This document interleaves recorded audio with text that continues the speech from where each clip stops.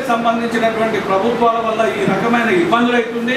తెలంగాణ ప్రాంతం సంబంధించినటువంటి ఉద్యోగులకు ఉద్యోగం రాకుండా అవుతుంది, బస్సులు అందుబాటులో లేకుండా అవుతున్నాయి, సౌకర్యవంతమైన నాణ్యమైన ఇప్పుడు అధునాతమైన బస్సులు అందుబాటులో లేకుండా అవుతా ఉన్నది.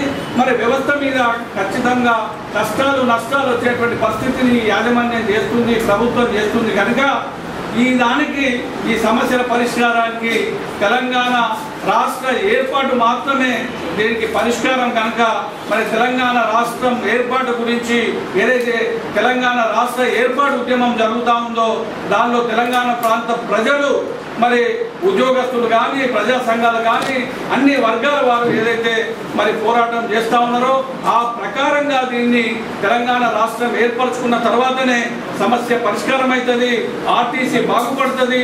ఆర్టీసీ రవాణా మీద మరి ఆలోచించి దీన్ని ఆశీర్వదించేటువంటి ఎవరైతే ఉన్నారో ప్రజానీకానికి కూడా మంచి సౌకర్యం కలుగుతుంది. తక్కువ రేటుకు ప్రయాణం ఎక్కువ దూరం పోయేటువంటి విలాసవంతమైనటువంటి సౌకర్యం కలిగే అవకాశం ఉంది. కనుక మరి పద్ధతిలో దాన్ని మరి తెలంగాణ ప్రాంతానికి వివక్ష ఉంది.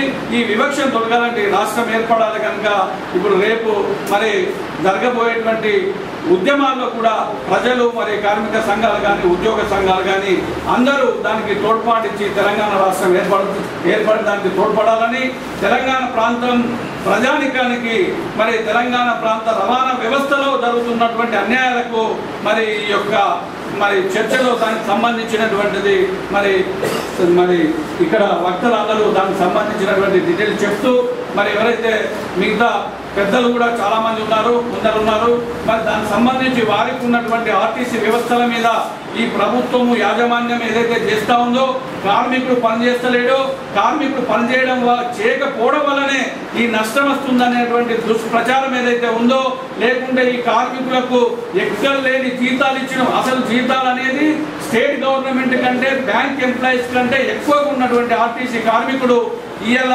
అన్ని వ్యవస్థల కంటే తక్కువ పొందుతున్న వ్యక్తికి ఇవాళ 24% ఇచ్చినాము, దాంతో ఆర్టీసీ వ్యవస్థ నష్టాల పాలవుతుంది అనేటువంటి యాజమాన్య తీరుకు మరి ఏ రకమైనటువంటి ఆలోచన చేయాలో మీరు దృష్టిలో పెట్టుకొని మీరు కూడా మీ యొక్క అమూల్యమైన సందేశాలు ఆర్టీసీని తీర్చిదిద్ది మన తెలంగాణ రాష్ట్రంలో ఆర్టీసీ అభివృద్ధి చెందేటట్టు ఈ ప్రజానికానికి మంచి మెరుగైన సేవలు అందించేటువంటి పద్ధతిలో సలహాలు ఇవ్వాలని మేము ప్రత్యేకంగా కోరుతున్నాము.